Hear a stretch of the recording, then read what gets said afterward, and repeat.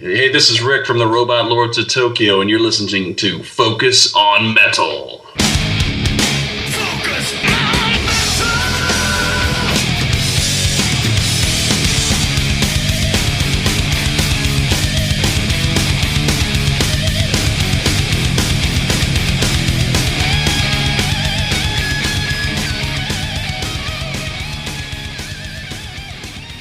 Hey, Metalheads, Scott here. And Richie. And we are back for week 2 of Dog Eat Dog, and I thought it would be good that, I just kind of did all the talking on the first one, but obviously Richie was the one that reached out, had that all happen and stuff, so I thought, let's get him down into the studio to at least talk a little bit before we roll the second half of the Joey Allen interview. I don't normally get down when we do these retrospective album kind of things. You normally do the talking in the beginning, and Yep.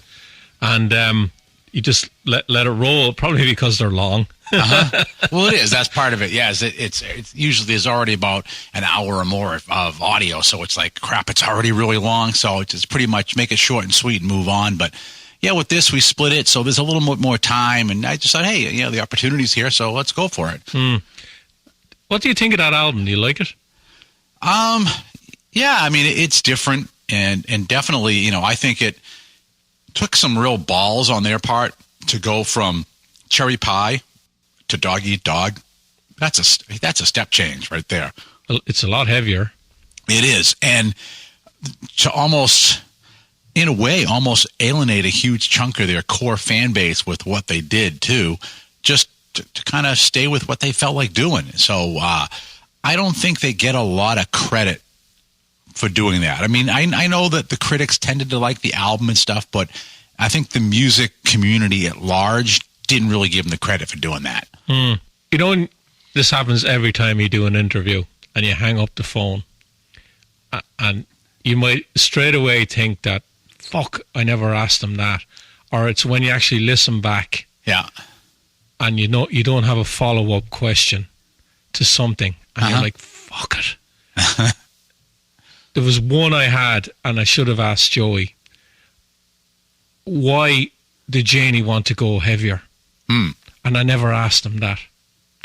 Yeah. And it's been pissing me off since I hung up the phone with him. When we talk about this interview, Yeah.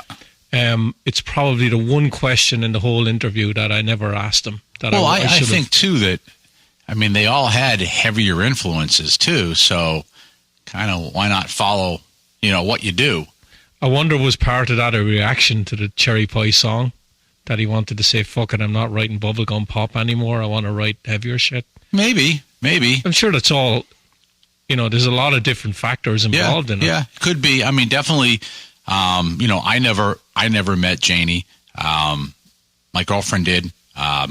He was friends with one of her girlfriends, so they ended up, hanging out and stuff. I've actually seen pictures of him basically carrying her on his shoulders and stuff, like, and he was the kind of guy that she said it was like really down to earth. They'd be out having a cookout or whatever, and he might even just pick up a guitar and sing some crap or whatever, but never acted the rock star. And like at first, first time she even met him, didn't realize at first even like who it was, because it was just so down to earth. They said really just a really when was this? Down to earth guy.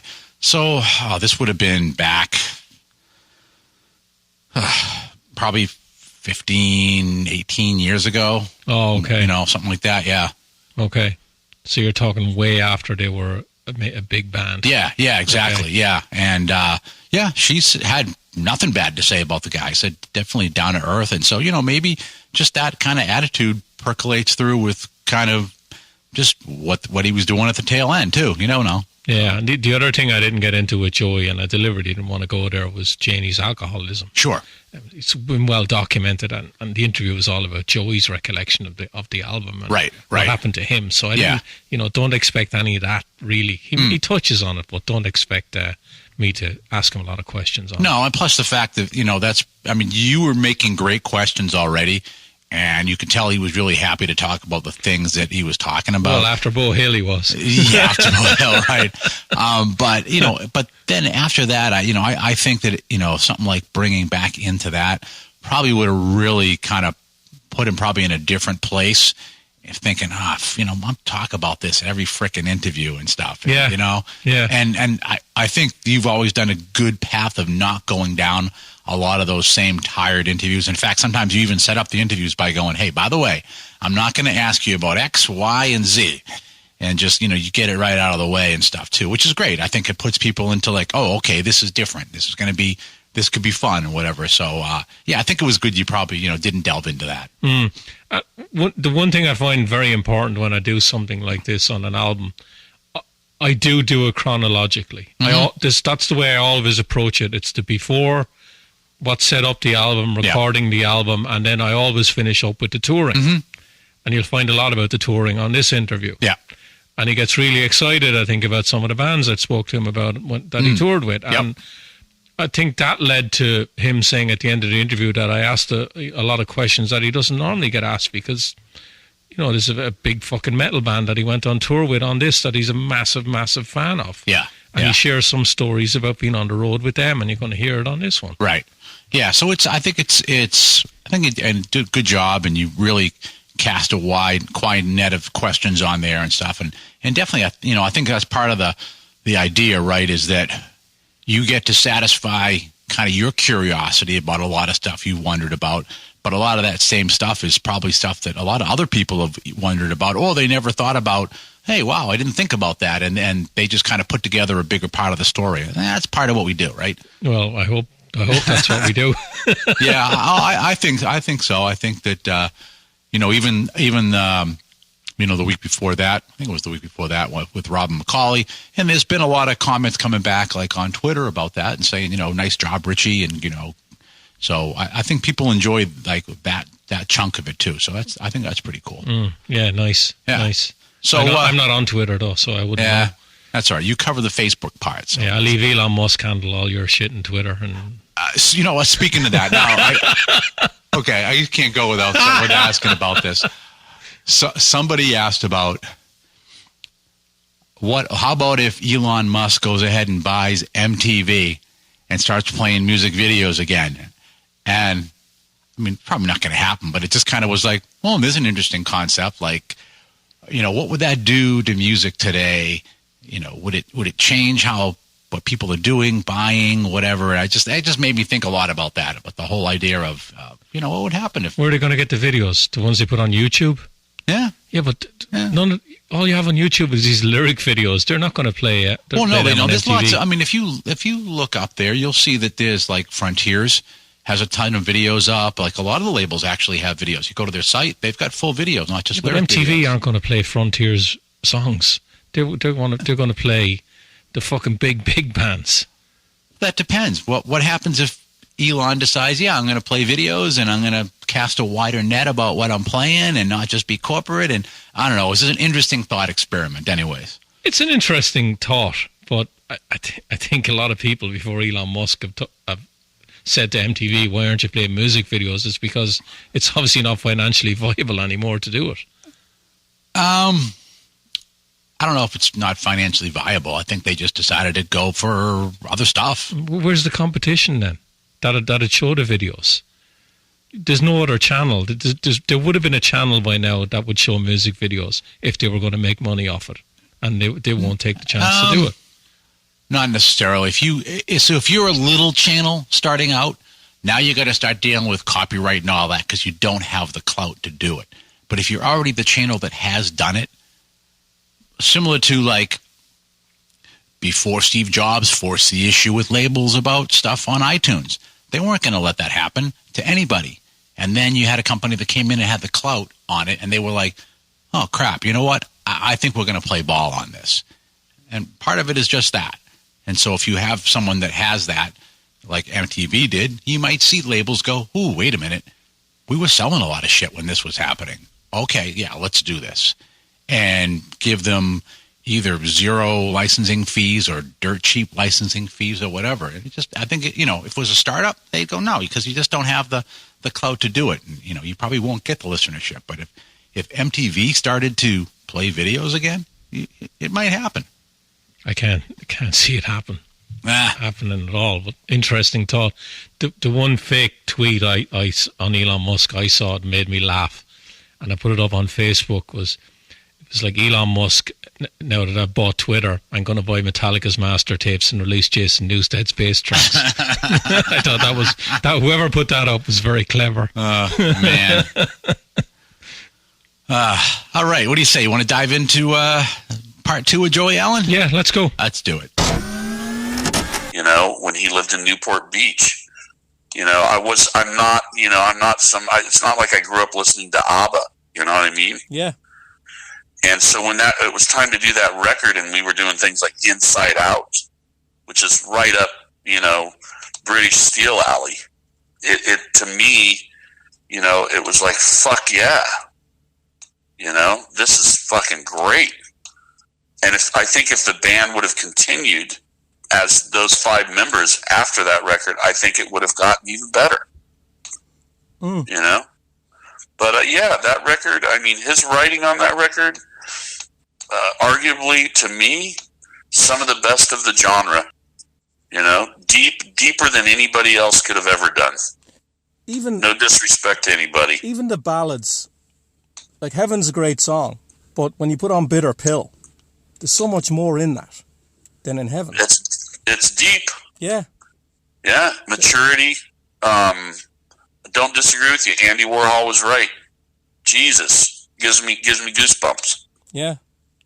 And Bitter Pill, and how about let's not forget Let It Rain. Yeah. You know, I mean, I wanted, you know, if I had my way for that record, and Eric and I were talking about it the other day, because we're doing these songs now, and we're like, fuck, I remember, you know, we're going through them and having to remember, and you know, rehearsing in our hotel rooms before we go to sound check, so we can remember these songs that we haven't played in forever. We're doing, you know, Bridges and Bonfire, and you know, I said, God, we should have, the first video for that record should have been Hole in My Wall. It should have been dark as hell, deep, you know, voyeurism, you know, not you know, misogynistic towards women, but just deep and dark, and like the difference between Disneyland and Amsterdam. Do you know what I mean? And just dark and just nasty, and then turn it around with, like, you know, I don't even know what the second single is. Bitter Pill probably would have been a great one, but having Machine Gun be the first single off that, I think, was a bad decision. And Eric reminded me, because, you know, Columbia wanted Hole in My Wall to be the single. All the guys that did radio wanted Hole in My Wall to be the single. And I don't remember that, but he does. And I gotta nod my hat, because every once in a while in this band, you know, Jerry, Eric, and Steven and I will all remember parts that the other guys won't, and you're just like, oh my God, that's right, you know? So, yeah, I mean, there's all kinds of shoulda, coulda, woulda, but what a fantastic experience with the band and everybody involved. Michael, the engineer, Jim Morris at Morris Sound, and, you know, his brother there, just fabulous people. Great time. Do you have a favorite song on the record, Joey?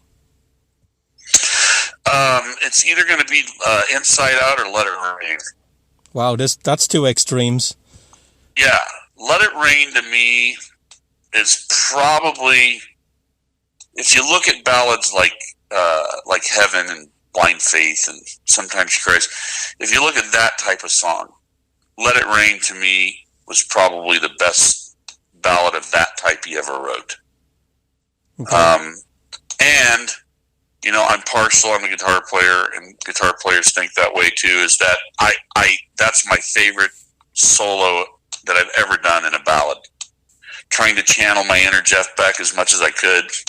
Not, you know, I mean, everybody here, you know, being a fan of music and guitar players, you know, you listen to all kinds of different guys, and trying to forget where one is on a solo, you know, I was trying to, I don't know, rip Beck off or whatever, but it was my favorite solo ever in a ballad. And then Inside Out, just because it sounds nothing like, you know, the Cherry Pie Warrant at all. It's the exact opposite. When I played that, I was hanging out with Tommy Lee a lot at that time, and we came back and I played him a rough copy of that. He goes, that sounds like fucking Priest, dude. Whoa, you know?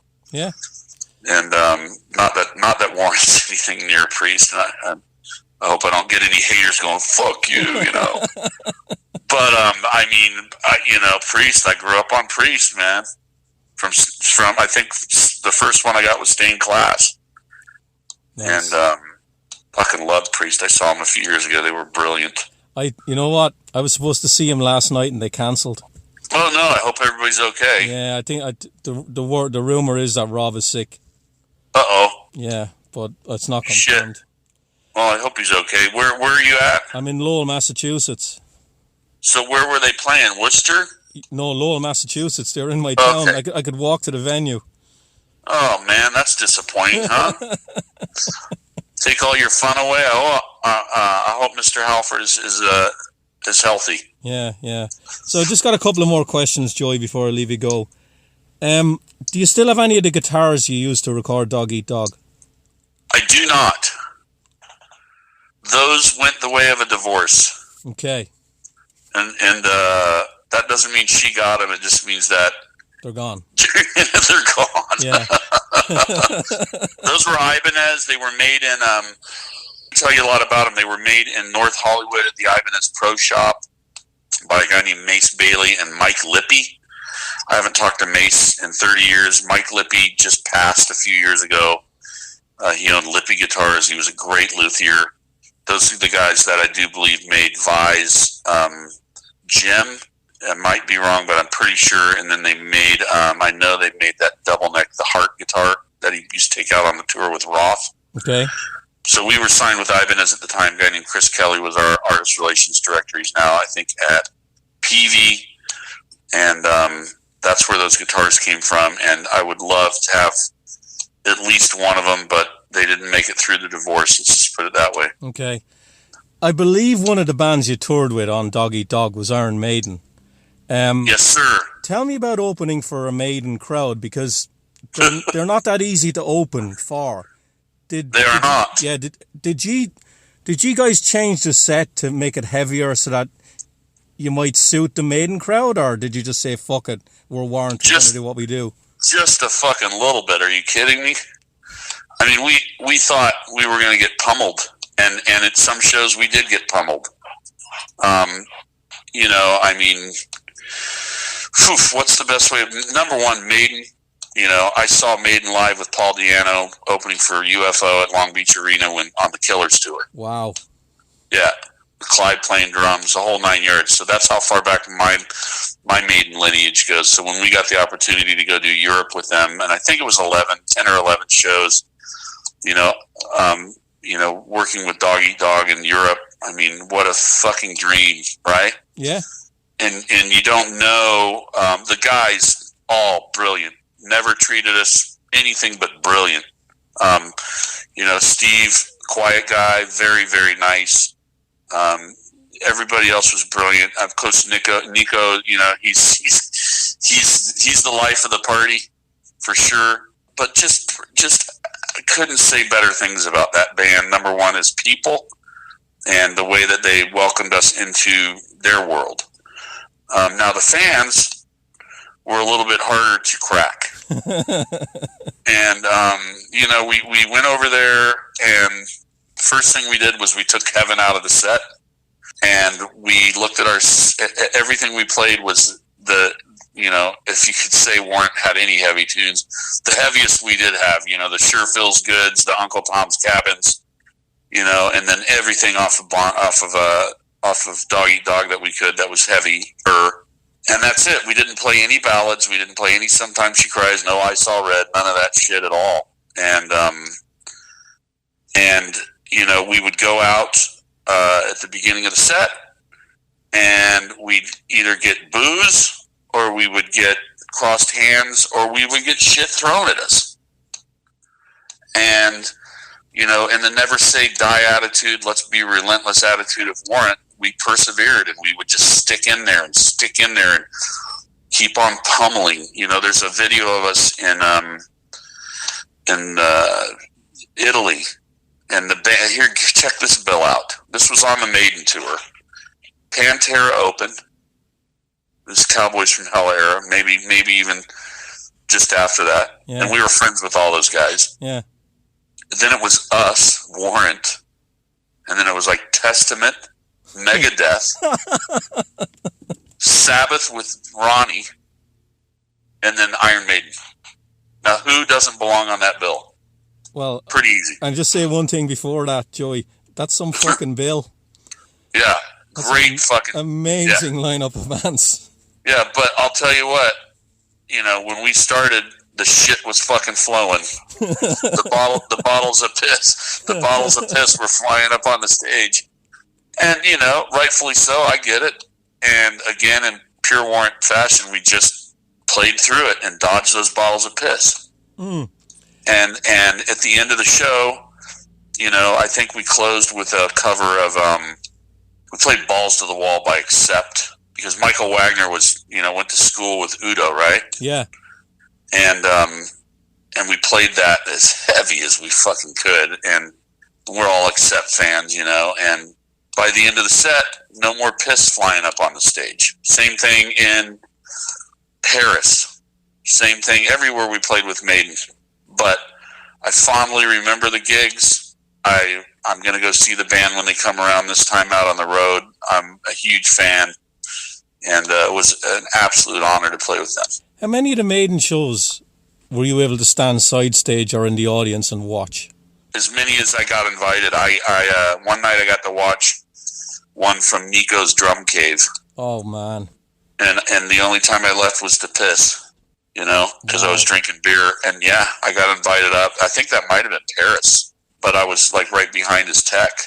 Yeah, wow, right? Yeah. Who gets that opportunity? Yeah, just fucking brilliant, man. I mean, I wish I could just download that memory and share it with everybody, because it was such a brilliant opportunity for me to do something around a band that I really still to this day love dearly. Yeah.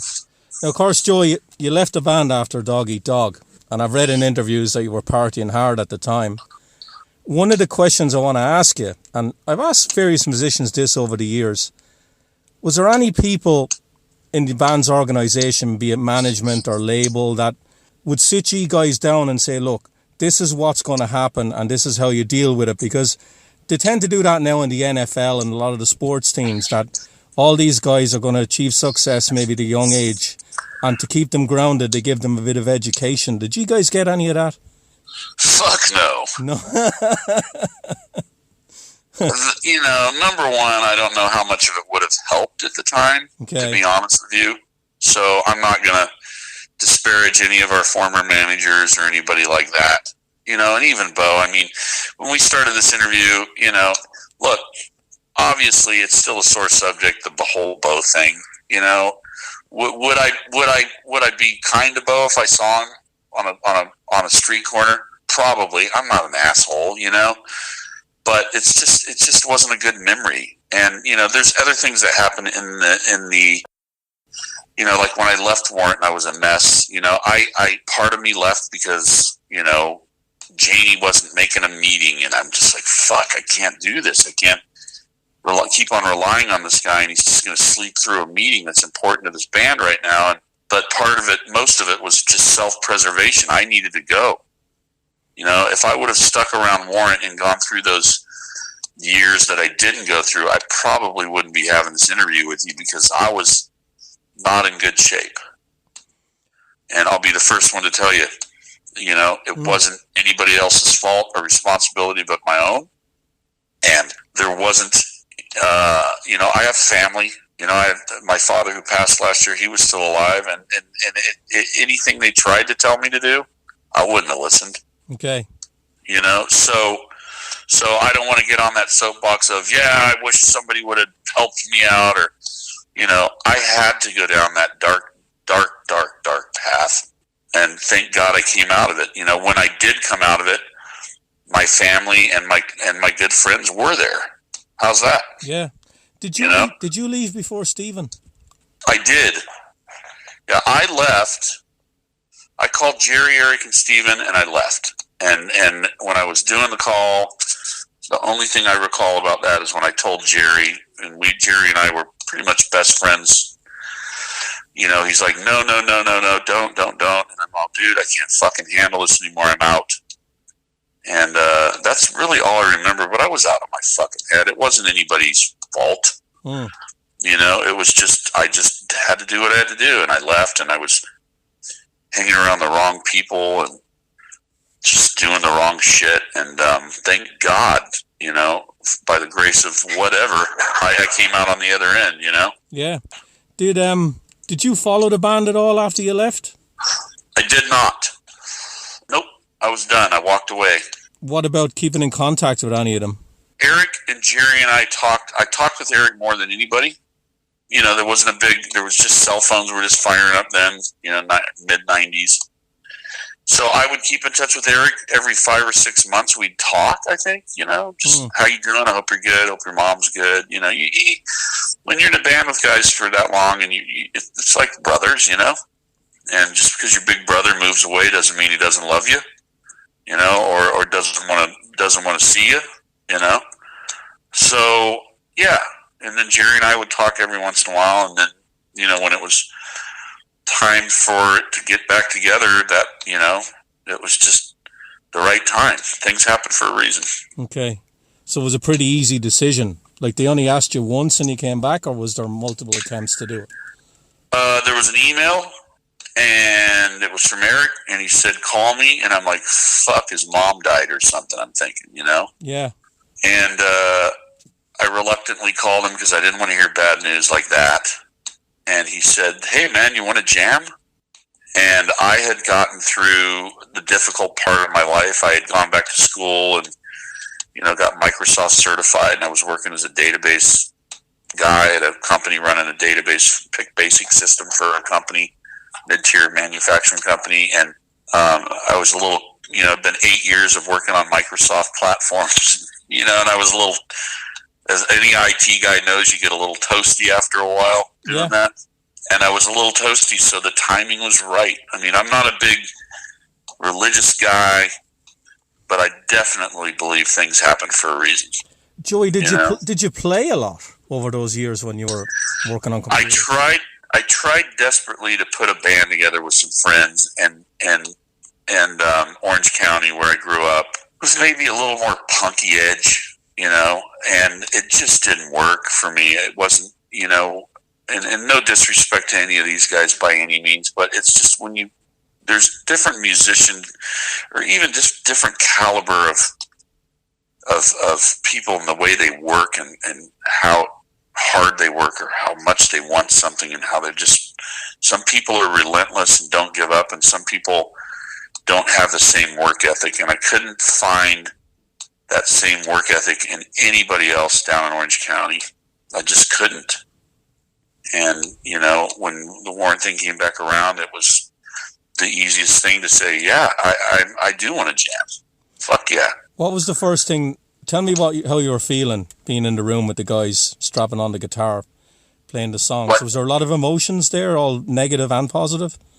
There were no negative emotions. It was just like, wow, this when I'll answer you with what Jerry said. It was Jerry, Eric, myself, without Steven, because Steven wasn't back yet. But Jerry goes, fuck, this is starting to sound like Warrant again. That's what he said. And then when Steven came in and played with us about a month later, and no disrespect to Mike Fasano, because he's a good friend and a hell of a great drummer, he's in a band called Tiger Army now. You know, back to that same thing, that fingerprint, that fist. Yeah. You know, when Steven sat down and played drums, it was like, fuck, that's Warrant, you know? And that sounds like Warrant. And it's the same thing with any band, with Motley or any band that's out there that, you know, has other people play tracks on a record or anything like that. It just doesn't sound right.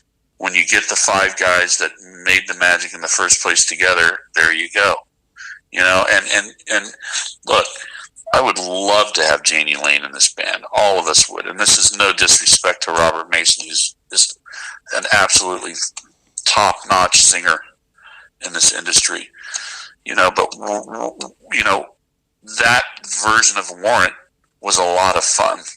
And it sounded a certain way that even as much as anybody tries to, you can't emulate it and get it nailed down exactly. Robert does an absolutely amazing job at all of the Warrant songs we sing and play. You know, now that we're getting into the Dog Eat Dog, it's actually a little more up his alley because Robert's got a little more of a rock edge than Janie did when it came to singing. Janie had a really clean, you know, like Brad Delp from Boston toned, you know? I think with Robert, and I've interviewed him, and he's a heck of a nice guy, and I've seen him live. He's a great singer. He's a bit of a chameleon as a singer. Like, he can sing, you know, different genres and he's able to pull it off.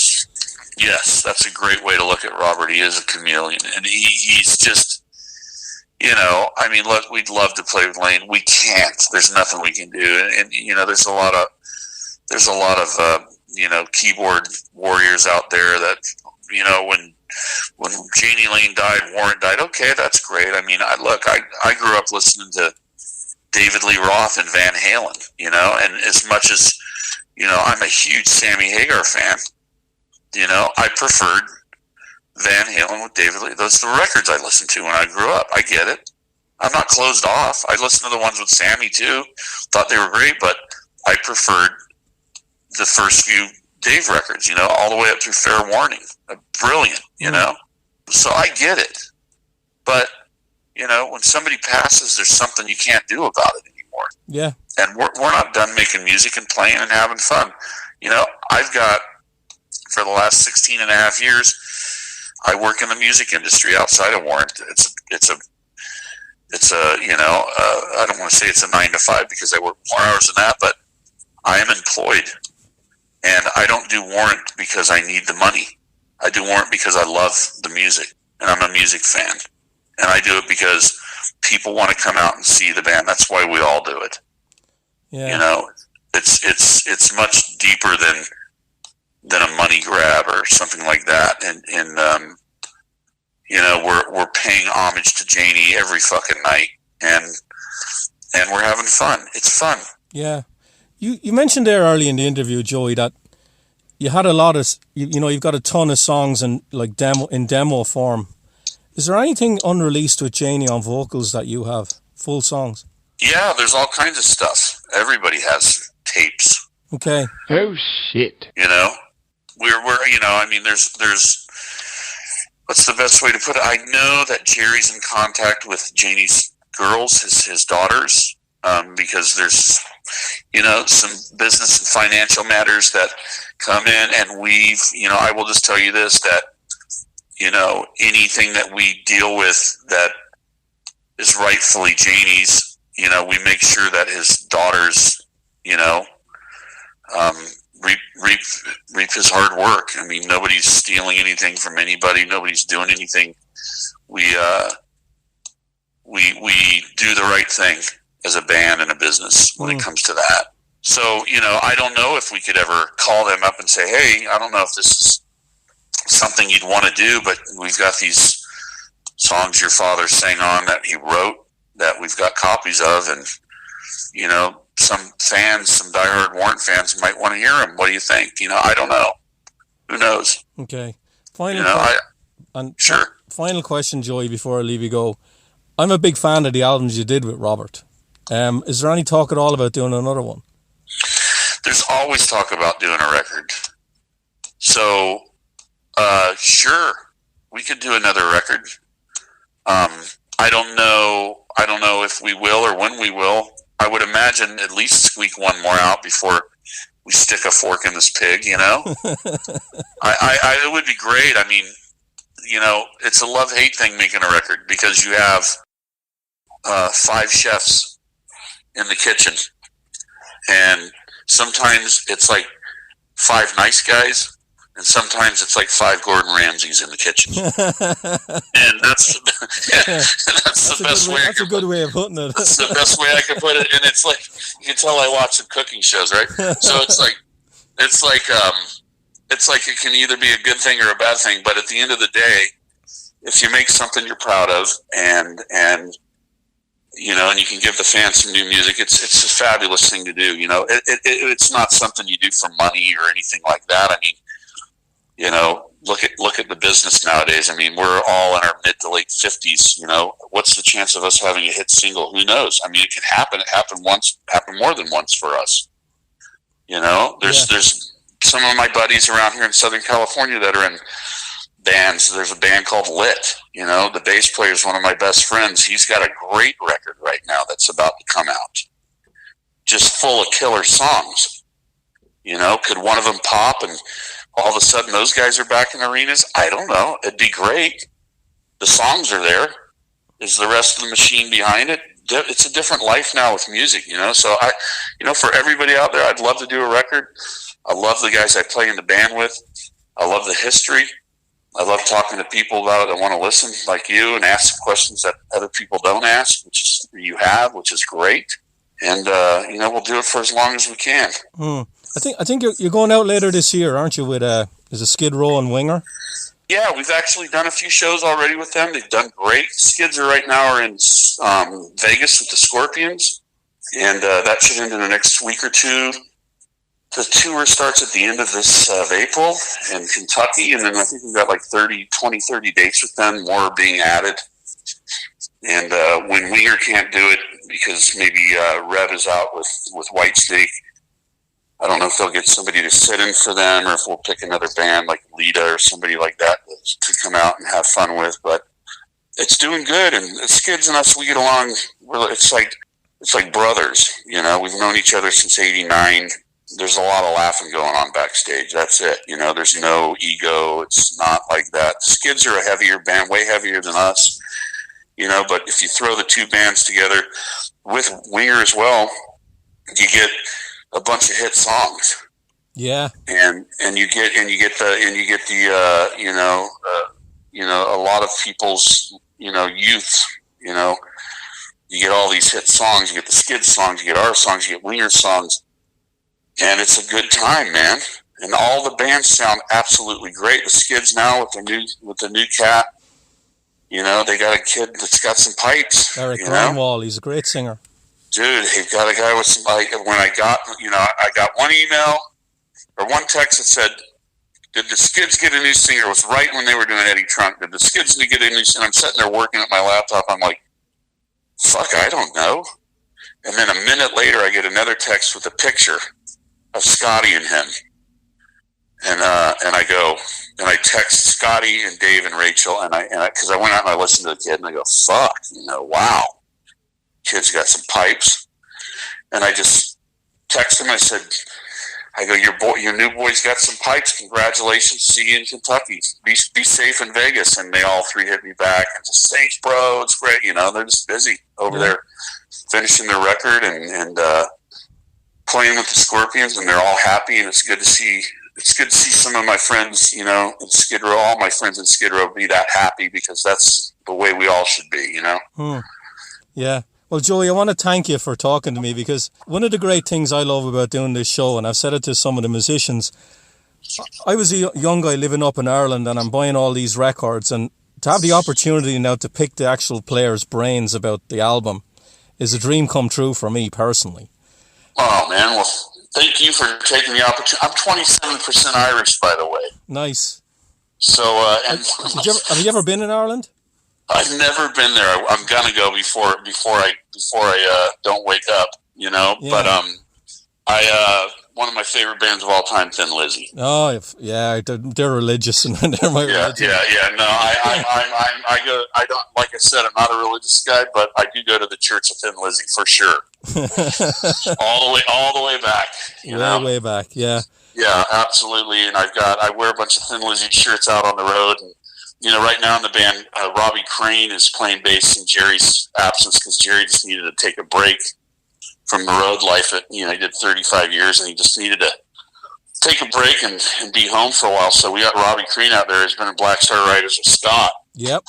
And so him and Scott text, and Scott's over in England, and so I wear my Thin Lizzy shirts out when I travel and stuff, and he sent a picture of Scott with me and one of my Thin Lizzy shirts on, and Scott said, "Tell that Joey guy I think he's an all right cat," So if anything happens with Thin Lizzy, I've heard rumblings that that Scott might take it around one more time, and if they do, you will find me at many of those shows. Yeah. I will fly out and see them. That's one band I'll get out to see. I'll go out and see Maiden. I'll go out and see Priest. And that's what I grew up on, man. Cheap Trick. A lot of bands. Yeah. A lot of bands I love to see. So, yeah. But thank you for the time. I really appreciate it. And if we're ever around, you are around in your area, you are. You're playing in Lynn, Mass later this year. Well, it's been a pleasure. I appreciate your time. I'll leave you get back to work. Okay. All right. I appreciate it. Take care of yourself. Be well. Right, bye. Bye. All right, there you go. Great interview with Joey Allen, and hope you guys really enjoy these. I think, we definitely enjoy bringing them to you.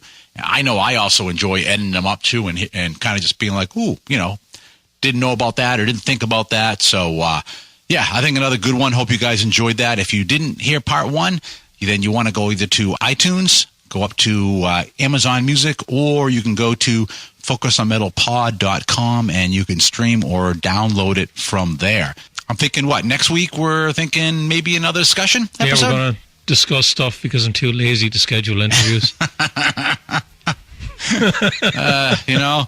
It's just kind of, if you don't feel it, you don't feel it. But yeah, so I think we'll do, coming up, we'll do an old school discussion episode again. And, if you really think about it, when Focus on Metal started, there was more discussion episodes, and we've kind of shifted to more interviews. So, I think you've also expressed a desire to try to go back to do kind of more of an even balance of that as well. So next week we're going to be expecting a discussion episode for the next one. Mm-hmm. All right. So with that, that's it. Stick a fork in it. This puppy is done. So for myself and me, have yourselves a great metal week. And until we talk to you again, as always, remember, focus on metal. Everything else is insignificant.